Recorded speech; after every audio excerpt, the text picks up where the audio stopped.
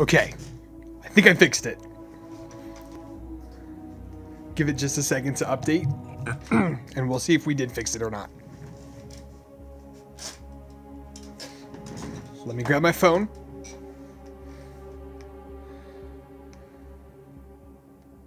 Open up Twitch.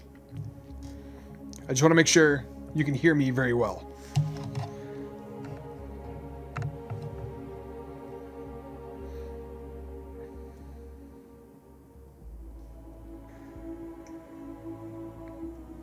Open up Twitch.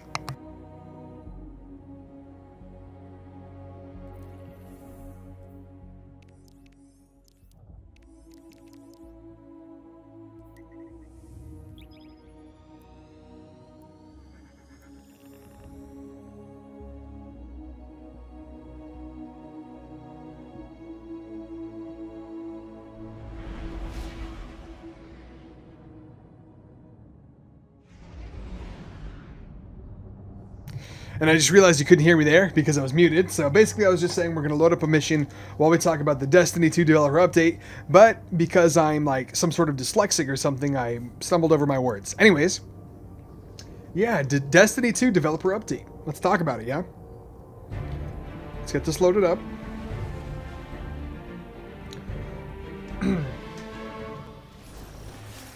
Alright, so we'll start this forest again. By getting our Striker subclass, our last visit wasn't Titan memorable. Master Race. Let's see what we can find. So the developer update starts with a distinction between expansions and seasons, right? And so they say, expansions are purchasable updates that typically add new story, destinations, and gear, as well as new Crucible, Strike, and Raid layer content. Seasons introduce content that is made available to all of Destiny 2 players at no additional cost, regardless of where you are in the Destiny 2 DLC infrastructure. What that means going forward is we're not going to have fiascos like locking, not Trials of the Nine, but the Faction Rallies and Iron Banner and whatever else they come up with behind paywalls, meaning you need DLC to do the Faction Rally or the Iron Banner. I agree with that step, and I think that really came from the outcry, right? Outcry, yeah, that's the word. The outcry of of the community once the Prestige Nightfall or Prestige Raid was locked behind the Curse of Osiris DLC. Knock, knock? Whatever, go shut up. And regarding that DLC, if we take a second to... Sorry guys, if you want to listen to this, I'm going to skip all these because I've done this 6 times already. Y'all need to listen to this when you play your playthrough. Anyways, so essentially the community was upset that if you didn't buy Curse of Osiris, you couldn't do the Prestige Raid. And I understand they're, you know, taking away content just because you didn't pay for something is not right. You know, I'm going to say that now.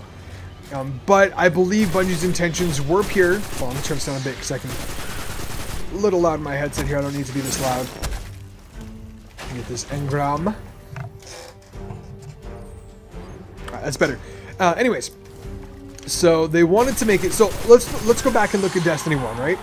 Vault of Glass was the only raid for a while, and then House of Wolves. I'm sorry, Dark Below came out, and we got the Crota Zen raid, right? And as soon as Crota Zen raid released, well, you could still go back and play Vault of Glass, but there was no reason to, because the gear couldn't get you to level 32 like the Crota Zen gear could. So you can get it to make sure, you know, say you had a Fatebringer for PvP, or you had a Praetor's Timepiece or something like that for PvP. But there was no reason to do it until House of Wolves came out and brought with it Ascension, right? And so, fast forward to Taken King. Taken King comes out, and there's no reason to do any raids because you can't get any of that gear up because none of it had the infusion perk on it. And then they re-released all the raids with Age of Triumph, and then Destiny 2 comes out, right? So what their intentions were was to make sure content was relevant at all points in the Destiny lifespan. And the unfortunate side effect was that meant you had to buy the DLC to play the highest end game-like activities, right? So while I'll agree it was a fix that had to be made, I don't think they meant for it to be a paywall to force people to buy the Curse of Osiris DLC. I think they just wanted to make sure the content that we complained wasn't relevant anymore in D1 stayed relevant. And it just happened to be an unfortunate way that they decided to go about that. So I agree with the Prestige Nightfall being 330 required, I think it is now. And I'm glad that they find kind of a middle ground there. I think adding a third difficulty would not break the game. How did that miss? But, you know, I'll take what I can get at this point in time. I'm always going to buy the DLC. I already bought the Season Pass, so that's where I'm at in my career as a Destiny 2 player. Although I don't have any of the DLC content for Xbox One, which is what I'm playing right now, or PS or PC. Just on my PS4. And yes, I bought Destiny 2 3 times. I'm that big of a fanboy. Let's get our subclass real quick. But those were, you know, that's a distinction they had to make just to clear the air around, you know, expansions and seasons and DLC and, you know, endgame activities. Oops. They go on to talk about Iron Banners and faction rallies. That's going to be trending in January. And then they talk about Eververse. All right, they make some big points about Eververse. The first paragraph starts with, well, you know what, let's talk about this after we get our subclass. Because this is going to require some focus, right? We gotta defend the shard. Boom! I hate getting short stopped out of my my slam or my shoulder charge, I mean. Like, luckily that connected. It's easy, dude. Where'd this guy go?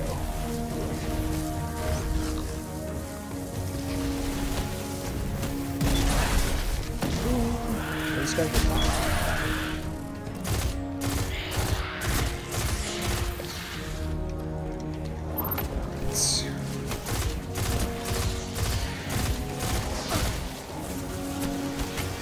I've got a warning. What does the warning mean? Does it mean my computer can't handle it? Ugh. Ugh. Come here, guys. Boom.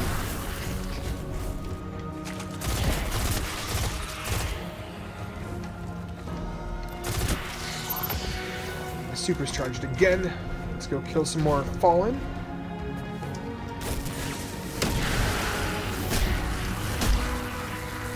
Coming down this way. When does it end? I think that was the last one, right? Okay. So, Eververse, right? They, in the developer update, they made a point to say that they didn't mean for Eververse to replace endgame activities, even though that's definitely what it feels like right now.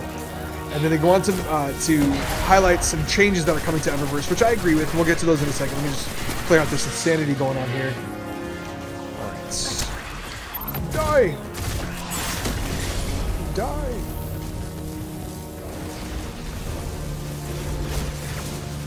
Oosh. Oosh. This guy needs to die. There we go.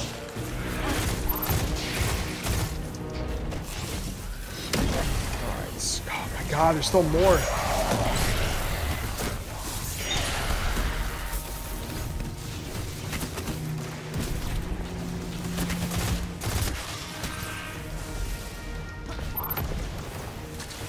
The lost captain. I'm picking up there we go. Fallen radio chatter. They're calling reinforcements. Nope, never mind. It's not.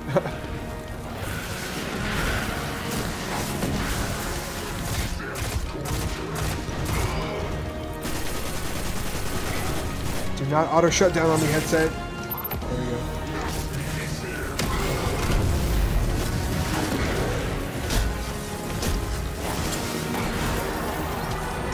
Ooh, I got a sword from that. Not bad. Incredible.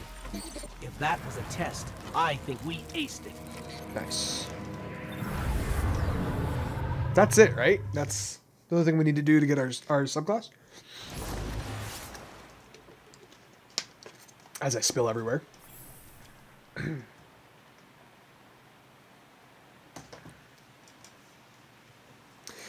I'm sure the Traveler called us to the forest deliberately.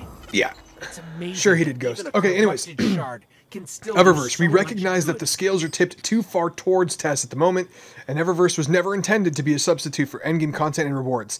So we'll be making 3 changes for the upcoming seasons. Number 1, we're shifting the balance of new content in favor of activity rewards over Bright Engrams. This includes adding ghosts, sparrows, and ships, to date only found in Bright Engrams, to achievement reward pool. So let's break that down.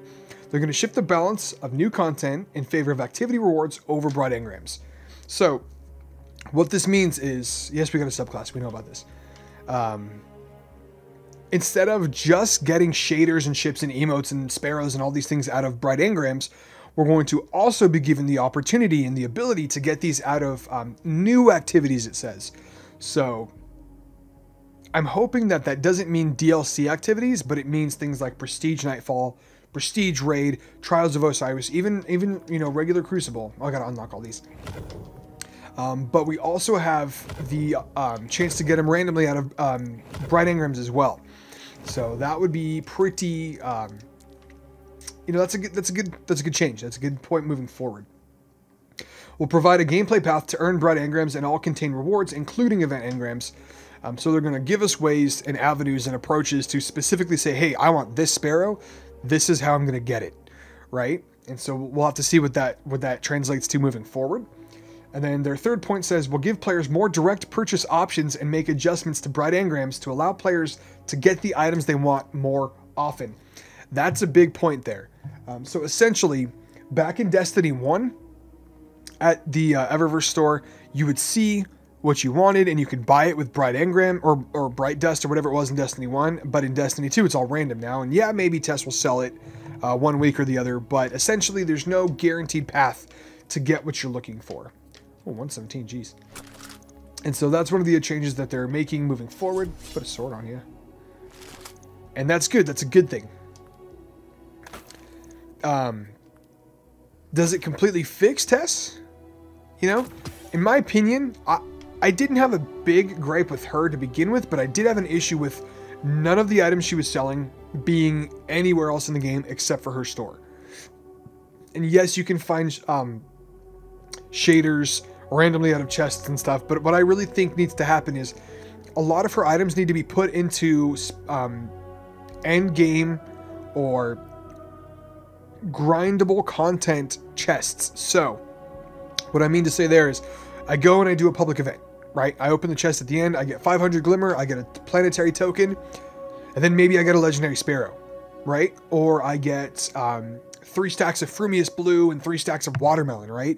So all of a sudden now, public events can be your avenue for these cosmetic accessories, cosmetic items. Maybe, you know, doing a Lost Sector chest can give me, you know, a cool new ship or something like that, right? These cosmetics need to be implemented in a way that makes me as a player want to do something besides just grind my Flashpoint public events, do Crucible for 5 matches so I can get my powerful engram, and then maybe raid once and Nightfall once, right? It's going to make me want to explore the world, go out and see, you know, do patrols, do adventures, do lost sectors and things like that, as well as participate in more public events. So I'm liking these changes to the Eververse. And then they move on to say, we've begun implementing these changes for the Crimson Days event beginning February 13th, so right before Valentine's Day, with even more changes on the way in Season 3. So there's going to be even more updates. We just don't know what they are yet. Completing the Nightfall, the Raid, and Crimson Days milestones during Crimson Days will reward you with an exclusive legendary emote, a weapon skin, and an exotic sparrow, respectively. So you do the Nightfall during Crimson Days, and you get a legendary emote. You do the Raid during Crimson Days, and you get a weapon skin. And what does that mean, a weapon skin? Is that an exotic weapon ornament? Or is it a shader? You know, we've never had weapon skins. We've had ornaments and we've had shaders. So we'll see what that means. And then doing the Crimson Days milestone can get you an exotic sparrow. So there you go. You see that dude with the cool ass sparrow?